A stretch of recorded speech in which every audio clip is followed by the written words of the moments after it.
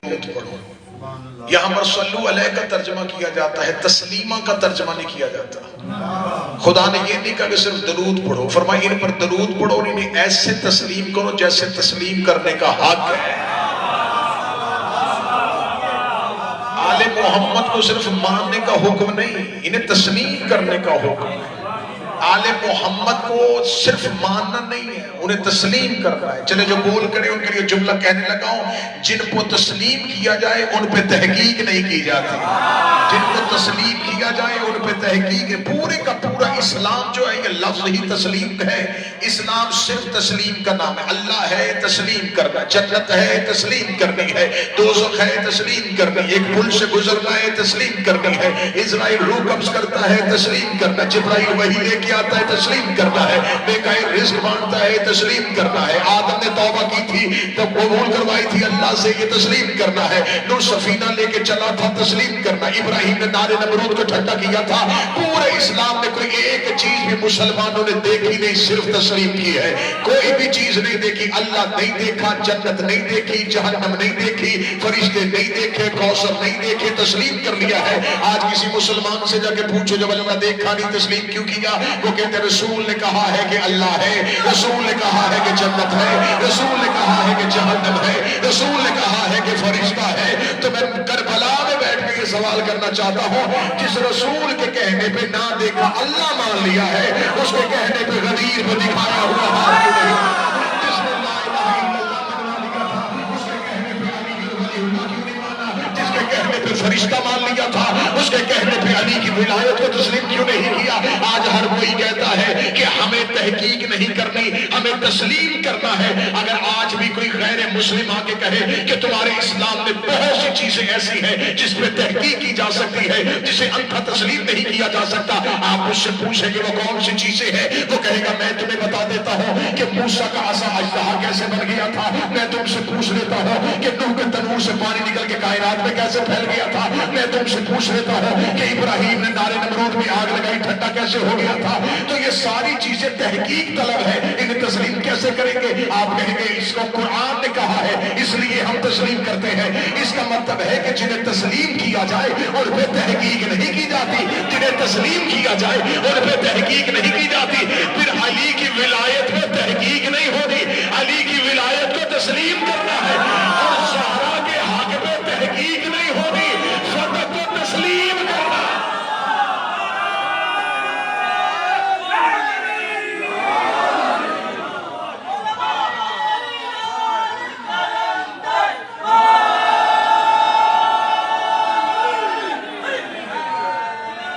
وہ جو کہہ دے اس پہ تحقیق نہیں، اس پہ صرف اور صرف تسلیم.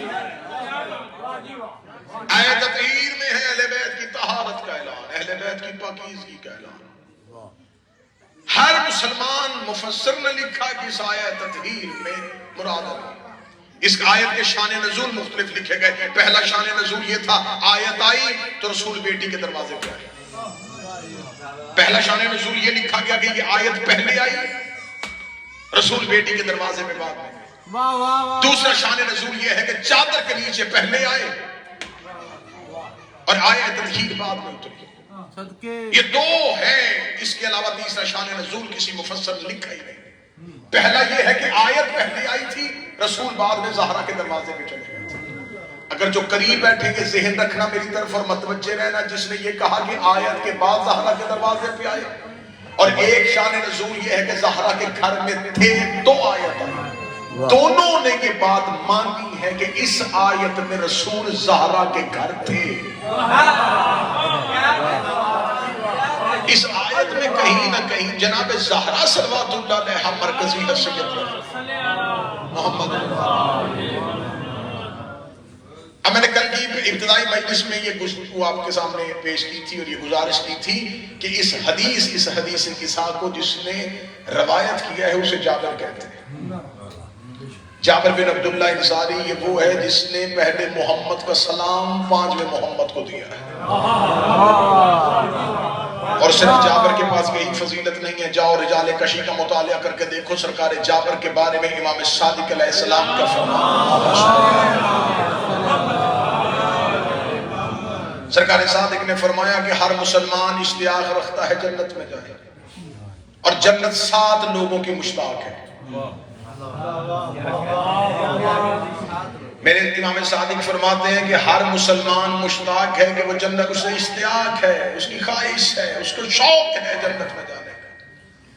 ہر مسلمان کو شوق ہے وہ جنت میں جائے، اور جنت کو شوق ہے 7 لوگ مجھ میں آئے۔ سرکار صادق نے فرمایا جن میں سے پہلا سلمان ہے، دوسرا ابو ذر ہے، تیسرا حذیفہ ہے، چوتھا عمار ہے، 5واں جابر بن عبداللہ انصاری ہے۔ اب جناب جابر جو حدیث قصہ کے راوی ہے، یہ وہ صحابی ہے جسے جنت میں جانے کا شوق نہیں،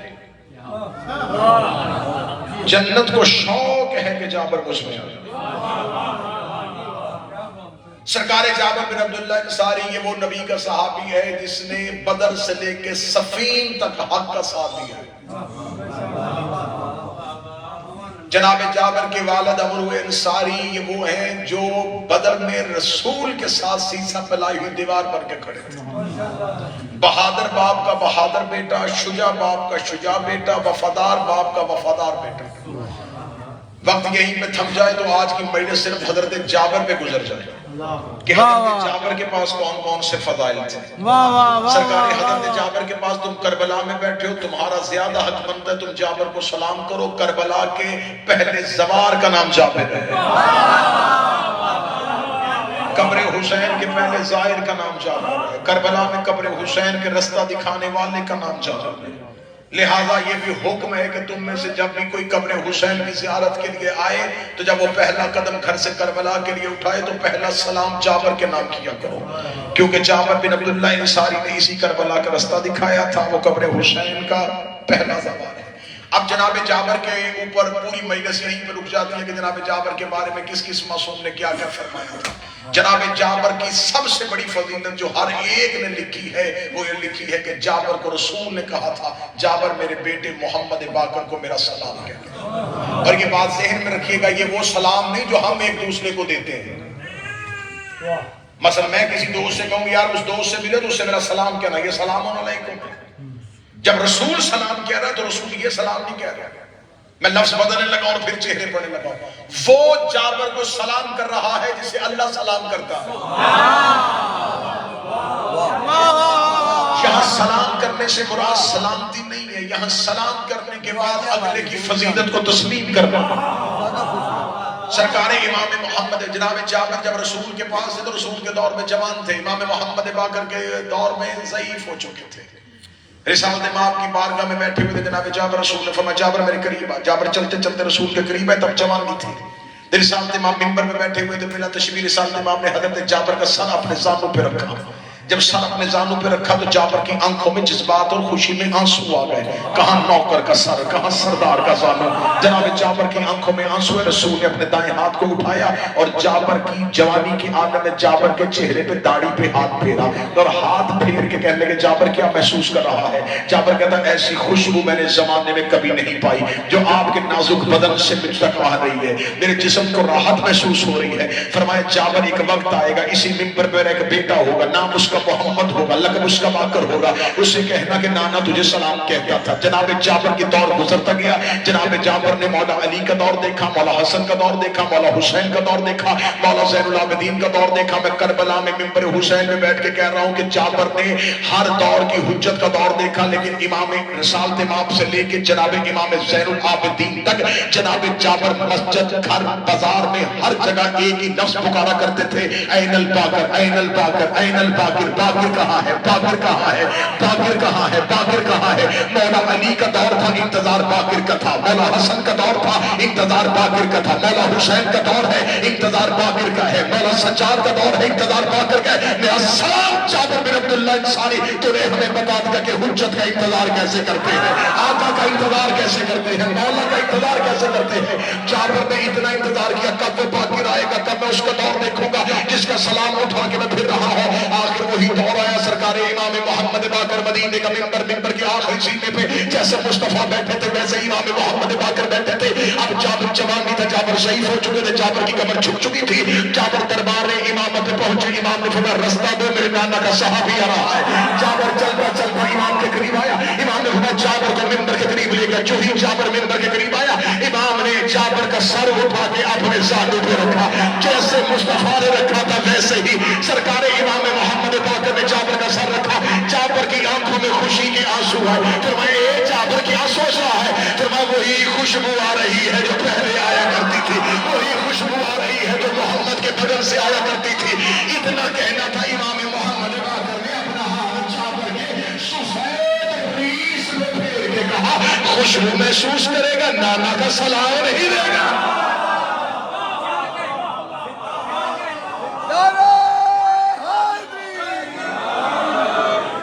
یہ وہ جابر ہے جو حدیث قصہ قرار ہے. کون کون سے فضائل پڑھے جائے جناب جابر کے, میں پھر ممبر پہ پوری ذمہ داری کے ساتھ کہہ رہا ہوں. امام فرماتے ہیں 7 صحابی ایسے ہیں جن کی مودت ہمارے شیعوں پر واجب ہے. ممبر حسین سے یہ حدیث پڑھو رجال کشی کی. امام فرماتے ہیں 7 اصحاب ہیں جن کی مودت ہمارے شیعوں پر واجب ہے. میں لفظ پھر دہرانے لگا ہوں, پھر اپنا دھیان ممبر پہ لے کے آنا. مولا نے یہ نہیں کہا تمہیں چاہیے کہ ان سے پیار کرو. فرمائے ہمارے شیعوں پر ان کی مودت واجب ہے. وہ سلمان محمدی ہے, وہ ابو ذر غفاری ہے, وہ عمار یاسر ہے, وہ جابر بن عبداللہ انصاری ہے, وہ سرکار خزیمہ ذو الشہادتین ہے, وہ سرکار اسود بن نباتہ ہے. امام فرماتے ہیں کہ میرے 7 اصحاب ہو, یہ 7 وہ صحابی ہیں جو بطول کے جنازے میں تھے. فرمائے یہ 7 وہ لوگ ہیں جن کی مودت ہمارے شیعوں پر واجب ہے. میں نے 3 دفعہ یہ حدیث بار بار پلٹی کہ تاکہ تمہارا دھیان مسلسل ہو جائے. نہ سلمان امام تھا, نہ ابو ذر پیغمبر تھا, ان میں سے کوئی نبی نہیں تھا, کسی کے پاس کوئی امامت کا عہدہ نہیں تھا, لیکن بطول کے سچے بیٹے نے منبر میں بیٹھ کے کہا تھا ان 7 اصحاب کی مودت ہمارے شیعوں پر واجب ہے. میں اسی عقیدے پہ زندہ رہنا چاہتا ہوں, اسی عقیدے پہ مرنا چاہتا ہوں کہ قیامت والے دن کوئی شیعہ اٹھ کے کھڑا ہو کے علی کے سامنے یہ سوال ضرور کر لینا کہ یا علی, ہمیں زمانے میں لوگ کہتے تھے کہ علی کی ولایت مستحب ہے, علی کی ولایت مستحب ہے, علی کی ولایت مستحب ہے. میں اس بندے سے پوچھنا چاہتا ہوں جس کے نوکروں کی مودت واجب ہو, اس کے آقا کی ولایت مستحب نہیں ہو سکتی. جس کے غلاموں کی مودت واجب ہو, واجب ہے تم پہ.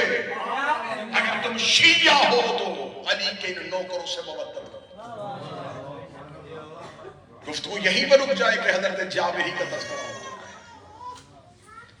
جناب جابر بن عبداللہ انصاری کہتے ہیں کہ میں نے یہ حدیث, جسے حدیث قصہ کہتے ہیں, میں نے شہزادی سے سنی ہے, خود شہزادی نے مجھے سنائی ہے. اکثر شیعہ یہ کہتے ہیں یہ کیسے ہو سکتا ہے کہ جناب زہرا کا خطاب جابر سنے. کیا تم نے دربار خلافت میں سیدہ کا خطبہ نہیں سنا؟ اگر شہزادی دشمن اور منافق کے دربار میں خطبہ دے سکتی ہے تو یہ گفتگو تو شہزادی اپنے گھر کے نوکر سے کر رہی تھی. شہزادی نے جناب جابر کو حدیث قصہ سنائی اور جابر نے بی بی سے یہ حدیث سنی ہے. اس کی اگر اس کے راویوں میں بحث کی جائے یہ کس کس نے لکھی ہے تو اتنے مستند حوالے ہمارے پاس موجود ہیں کہ اس حدیث کی پہلی راویہ نبی کی ایک بیوی ہے جس نے روایت کی ہے کہ یہ حدیث مجھے بھی خبر ہے کہ زہرا نے جابر کو سنائی ہے. کل میں نے حدیث کا پہلا حصہ پڑھا تھا. حدیث قصہ یہاں تک پہنچی تھی کہ 3 ہستیاں چادر کے نیچے آ گئی. اب جو کل والی گفتگو نہیں تھی ان سے میں معذرت چاہوں گا. کل ہماری نجف میں جو پہلی گفتگو ہوئی 3 ہستیاں چادر کے نیچے آ گئی. جو ہی سیدہ چادر کے نیچے آئی, جو ہی سیدہ کا چادر کے نیچے آنا تھا, حدیث قصہ آگے بڑھی کہ رسول نے چادر کے دونوں پلوں کو تھاما, اپنے دائیں ہاتھ کو اللہم ان ہؤلاء اہل بیت, میرے اللہ یہ ہے میری اہل بیت, یہ ہے. رسول نے یہ اس میں اشارہ ہے, رسول نے اشارہ کر یہ اہل بیت نہیں, یہ ہے اہل بیت. اللہم ان ہاؤلا، یہ نہیں، یہ اللہم ان ہاؤلا اہل بیتی وخاصتی وحامتی لحمہم لحمی دمہم دمی یعلمونی ما یعلمون یحضرونی ما یحضرون انا حرب لمن حربهم وسلم لمن سالمهم وعدو لمن عاداهم ومحب لمن احبهم انہم منی وانا منہم. میرے اللہ یہ میری اہل بیت ہے، یہ میرے خاص ہیں. صرف اہل بیت نہیں، میرے خاص ہیں، یہ میرے حمایتی ہیں. میرے اللہ ان کا گوشت میرا گوشت ہے، ان کا جسم میرا جسم ہے، ان کا لہو میرا لہو ہے. مجمع خاموش ہو گیا. ظاہری رسول نے یہ نہیں کہا میرا گوشت ان کا گوشت ہے، میرا خون ان کا خون ہے. رسول نے فرمایا ان کا گوشت میرا گوشت ہے، ان کا خون میرا خون ہے. یا رسول اللہ آپ عمر میں بھی بڑے، آپ عہدے میں بھی بڑے ہیں. یا رسول اللہ آپ بابا ہیں، ایک بیٹی ہے، آپ بھائی ہیں، ایک چھوٹا بھائی ہے، آپ نانا ہیں، دو نواسے ہیں. رشتوں کے اعتبار سے بھی آپ بڑے، عہدے کے اعتبار سے بھی آپ بڑے. جب آپ نے یہ کہہ دیا تو آپ کو یہ کہنا چاہیے تھا کہ میرا خون ان کا خون ہے، میرا گوشت ان کا گوشت ہے. آپ نے یہ نہیں کہا، آپ نے کہا لحمہم لحمی دمہم دمی، ان کا گوشت میرا گوشت، ان کا خون میرا خون ہے. یا رسول اللہ ان کا گوشت آپ کا گوشت کیسے، ان کا خون آپ کا خون کیسے؟ زائرین بیٹھے، میں بات کو کھولوں گا تو شاید بات مشکل ہو جائے. ان کا گوشت میرا، ان کا خون میرا. یہ نہیں کہا میرا خون ان کا، میرا گوشت ان کا. اس میں سے میں خون اور گوشت ہٹاؤں گا تو راز خود ہی باہر آ جائے گا. رسول نے یہ نہیں کہا میرا ان کا، فرمایا ان کا میرا. یہ نہیں کہا میرا ان کا، فرمایا ان کا میرا. رسول نے یہ نہیں کہا میرا ان کا، یہ کہا ان کا میرا. مجمع ابھی بھی مجھے کھول رہا. رسول نے یہ نہیں کہا میرا ان کا، فرمایا ان کا میرا. جو ہاتھ نہیں اٹھا رسول جانتے تھے میرے کئی ایسے ہوں گے جو ان کے نہیں ہوں گے، ان کا ایک بھی ایسا نہیں ہوگا جو میرا ہے.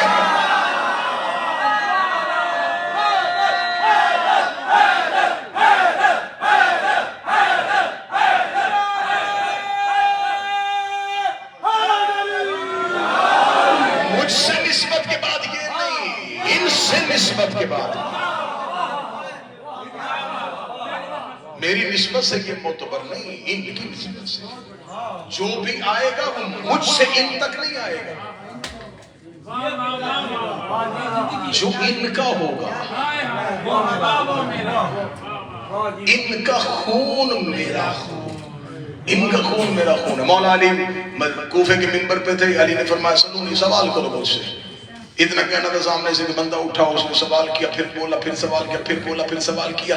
مولا علی بار بار سوال کا جواب دیتے رہے. پیچھے سے بھی یہودی اٹھا، اس نے کہا علی میں اکثر آپ کی محفل میں آ کے بیٹھتا ہوں، آپ سوالوں کے جواب فوراً دیکھ دیتے. یہ علم آپ نے سیکھا کہاں سے ہے؟ آپ کو مسلمان تو تھا نہیں، یہودی تھا. اسے کہا یہ علم کہاں سے سیکھا؟ رسول نے فرمایا حاذا صفت علم ہے، حاذا لعاب رسول اللہ من زکانی زکان زکا. یہ تو میرے سینے میں علم ہے، یہ رسول کی لعاب چوسنے کا اثر ہے. حاذا لعاب رسول اللہ من زکانی زکان زکا. میں نے رسول سے علم ایسے لیا ہے جیسے طائر اپنے بچے کو دانا دیتا ہے، جیسے پرندہ اپنے بچے کو دانا دیتا ہے. یہ علم میں نے رسول سے لیا ہے اس کے لعاب سے. یہ جملے مولا امیر المومنین کے آج بھی حکمت کے باب میں لکھے ہوئے ہیں. علی نے فرمایا یہ علم میں نے رسول کے لعاب چوسنے سے لیا ہے. یہودی کو علی نے مطمئن کر دیا. اس یہودی کو رسول اس لیے بتایا، اگر کوئی مسلمان ہوتا تو شاید امیر المومنین یہ کہہ دیتے میں امام ہوں تو یہ امامت کا علم ہے. فرمایا نہیں، یہ محمد کے لعاب چوسنے کا اثر ہے، تاکہ اسے پتہ چل جائے کہ جس کے لعاب چوسنے والا ایسے بول رہا ہے، جس کا لعاب ہو وہ کیسے بولتا ہوگا. تاکہ اسے صرف امامت کا تعارف نہ ہو، اسے نبوت کی پہچان بھی ہو جائے. اسے نبوت سمجھانے کے لیے دوبارہ اشارہ نبی کی طرف کیا. یہ مصطفیٰ کے لعاب چوسنے کا اثر ہے. جب امیر المومنین اتنا جملہ کہہ دیا، پیچھے سے منافق اٹھ کے کھڑا ہوا کہنے لگا آج بات پتہ چلی ہے. اس کا مطلب ہے یہ آپ کا ذاتی علم نہیں، یہ تو رسول کے لعاب کی وجہ سے. رسول کسی کو بھی لعاب چساتے وہ اتنا بڑا عالم ہو جاتا. اس کا مطلب ہے یہ تیری فضیلت نہیں، یہ رسول کے لعاب کا اثر ہے. علی کے چہرے کے تیور بدل گئے، تیور بدل گئے. خاموش گستاخ نہ بن، ابھی لعاب بول رہا ہے، لہو تو بولا ہی نہیں ہے. ابھی تو صرف لعاب بول رہا ہے. امام صادق علیہ السلام بازار میں آئے،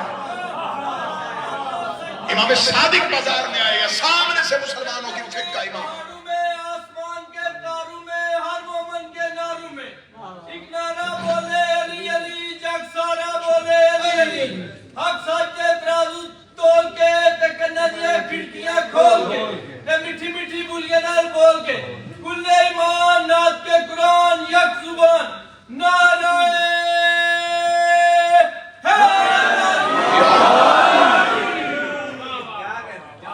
امام صادق نے مولا امام صادق مدینے کے بازار میں سامنے سے مسلمانوں کا امام آیا، امام ابو حنیفہ۔ اب امام کے ہاتھ میں رسول کا عصا، بدن پہ رسول کی عبا اور سر پہ رسول والا امامہ۔ جیسے مولا بازار میں آئے تو وہ مسلمانوں کا امام دوڑا، دوڑ کے آگے اس نے آگے امام کے ہاتھ کا بوسہ لیا۔ جیسے ہاتھ کا بوسہ لیا وہ تھا امام، امام ہو کے امام کے ہاتھ کا بوسہ لے رہا تھا، یا اس کے ماننے والوں نے اسے یہ حرکت کرتے ہوئے دیکھ لیا، وہیں پہ کھڑے ہو کے کہنے لگے تو تو خود امامت کا دعوے دار ہے، تو نے امام صادق کے ہاتھ کا بوسہ کیوں لیا؟ اپنی شرمندگی اپنی خجالت کو ختم کروانے کے لیے کہ نہیں نہیں نہیں نہیں، میں نے دست امامت کا بوسہ نہیں لیا، میں وہ عصا چوم رہا تھا جو مصطفیٰ کے بیٹے کے ہاتھ میں ہے، میں تو نبی کا عصا چوم رہا تھا، میں تو نبی کا عصا چوم رہا تھا۔ یہ کہہ کے اپنے ماننے والوں کے سامنے اپنا سر فخر سے بلند کیا کہ میں نے امام صادق کے ہاتھ کا بوسہ نہیں لیا، میں تو مصطفیٰ کا عصا چوم رہا تھا۔ امام نے وہیں پہ اس کا چہرہ دیکھ کر شرم نہیں آتی، لکڑی کا عصا چوم لیا، میں تو محمد کا خون ہوں، اس بدن میں محمد کا لہو ہے، میری ہڈیاں مصطفیٰ کی ہڈیاں ہیں، میرا گوشت مصطفیٰ کا۔